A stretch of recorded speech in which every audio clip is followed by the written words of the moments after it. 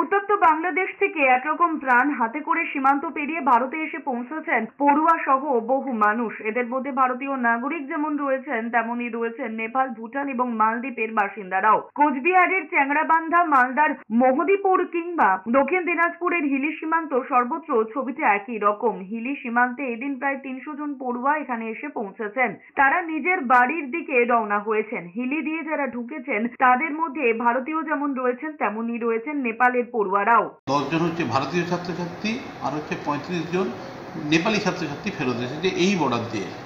সবচেয়ে বড় ব্যাপার, সেই ছাত্রছাত্রীদের সঙ্গে আমি বেশ কয়েকজনের সঙ্গে কথা বলার সুযোগ পেয়েছি বা তার সঙ্গে কথা বলেছি। বাংলাদেশ গভর্নমেন্ট এক্ষেত্রে অভূতপূর্ব সহযোগিতা করেছে। যেখান থেকে তাদের কলেজ আছে বা যে ইনস্টিটিউশনে তারা পড়াশোনা করে সেইখান থেকে গাড়ি করে এসকর্ট করে তাদের নিয়ে এসেছে।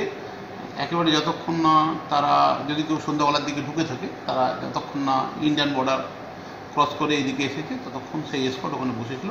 এদিকে কৃষ্ণগঞ্জ থানার গেদে সীমান্ত দিয়েও সোমবার বহু পড়ুয়া ভারতে ফিরেছেন। পাশাপাশি মালদার মোহদীপুর আন্তর্জাতিক সীমান্ত দিয়ে প্রতিদিন 100 জন করে পড়ুয়া ভারতে ফিরেছেন। তার পাশাপাশি বহু বাংলাদেশি চিকিৎসার জন্য আসছেন ভারতে।